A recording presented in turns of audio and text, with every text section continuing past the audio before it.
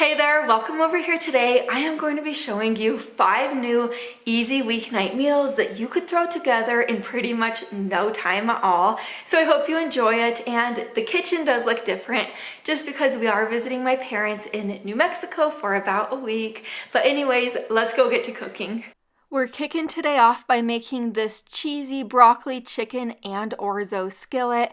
This is a one-pan meal, so it's extra amazing.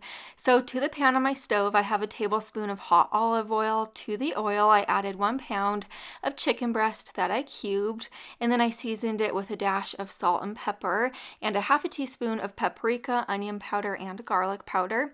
I gave the chicken a good stir, and I let the chicken cook completely through. Once it was cooked through, I removed it to a separate bowl and I set this bowl to the side.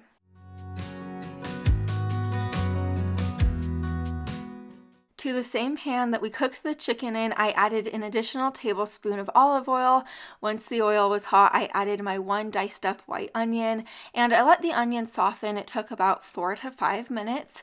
Once the onion was soft, I added my tablespoon of minced garlic, along with just a half a teaspoon of garlic powder and a half a teaspoon of paprika. I gave this a really good stir until the garlic was fragrant, just about 30 seconds, I'd say. And now I'm adding in my 2.5 cups of chicken broth, and I'm going to scrape any bits off of the bottom of my pan. After that, go ahead and add in your 1 cup of orzo and bring this up to a boil, and then let it simmer covered on your stove for about 2 minutes.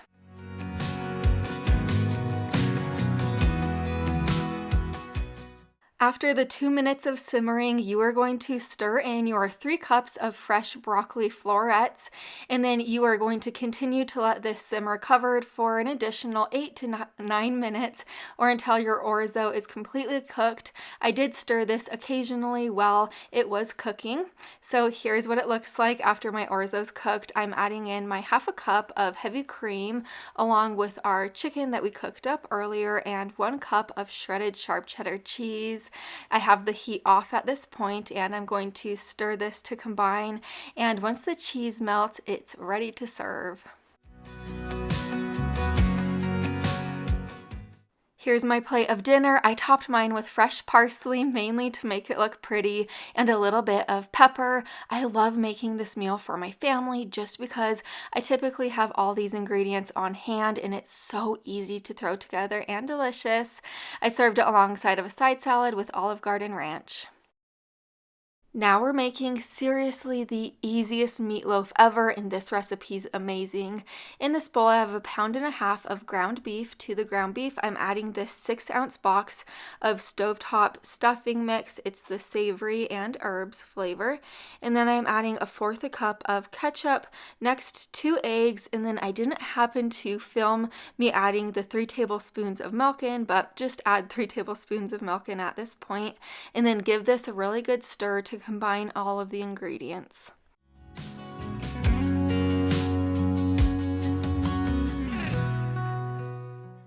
To my greased baking pan, or you could use a loaf pan, go ahead and add the meatloaf mixture right in there and then shape it to kind of be like a loaf. I set this to the side. Now we're going to work on the ketchup mixture. To this small bowl, I'm adding 1/2 cup of ketchup. Next, add 1/4 cup of brown sugar, and then lastly add in 1 tablespoon of Worcestershire sauce, and then give this a good stir.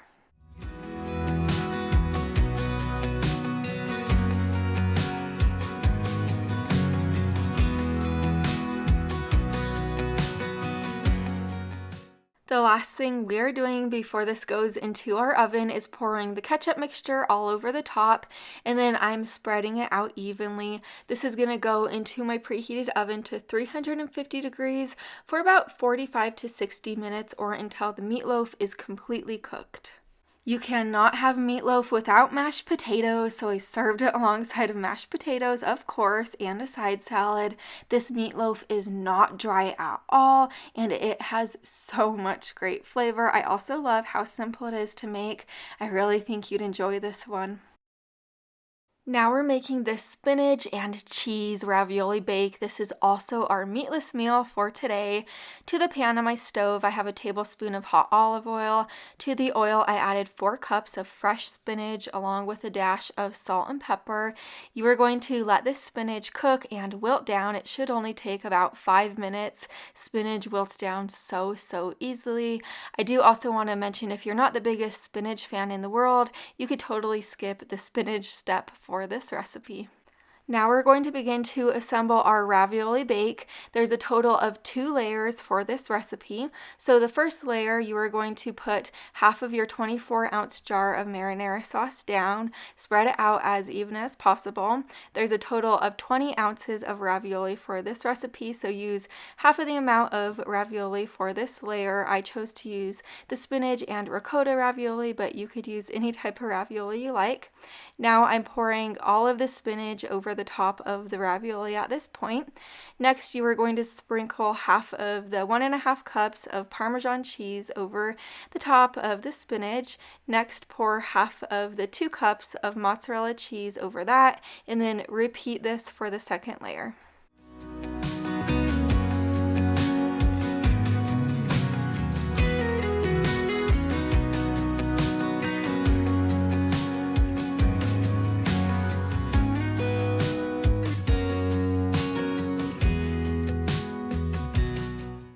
The very last thing you will do is cover the top with aluminum foil, and this will bake in a preheated oven to 400 degrees for about 30 to 35 minutes, and then uncover it and bake it for an additional 5 to 10 minutes.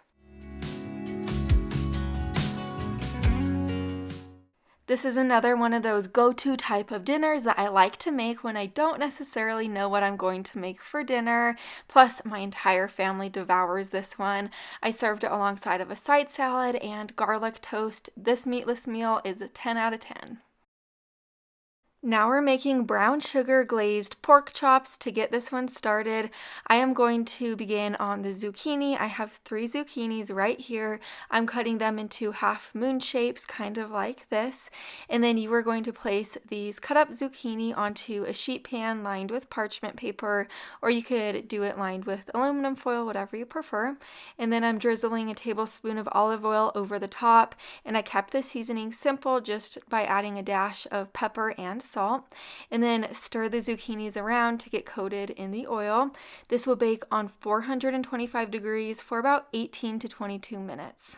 While we have that in the oven, we're going to begin on the pork chops. I have 4 medium thick pork chops right here, and we're going to pound them with my rolling pin, or you could use a meat mallet to get these pork chops a little bit thinner. This is also going to help the pork chops become super tender because nobody likes to eat chewy pork chops. I set the pork chops to the side. We're going to start on the brown sugar glaze now that will be going on top of the pork chops. In this little bowl, I added 5 tablespoons of brown sugar. Next, add 4 teaspoons of Dijon mustard, and then 5 teaspoons of better than bouillon paste. And lastly, you're going to add in about 5 tablespoons of water. Stir this mixture all together until it's smooth. Over to my pan on the stove, I have about 2 tablespoons of hot olive oil in there.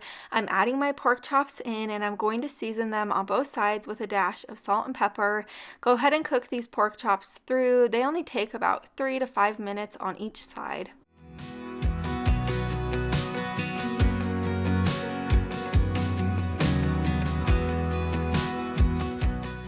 Now that we have our pork chops cooked, I'm removing them to a separate plate, and then I'm going to cover this plate with aluminum foil to keep them warm.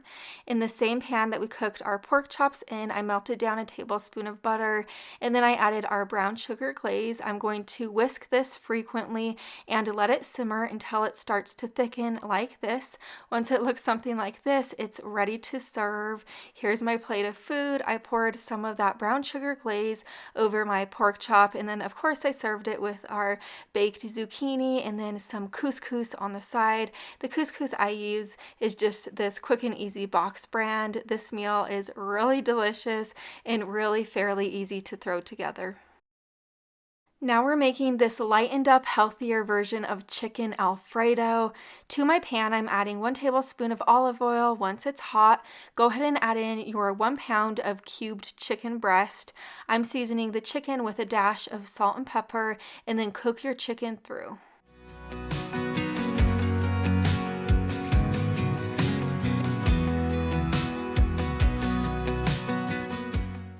Now you're going to be adding in 1 tablespoon of minced garlic along with 2 tablespoons of all-purpose flour.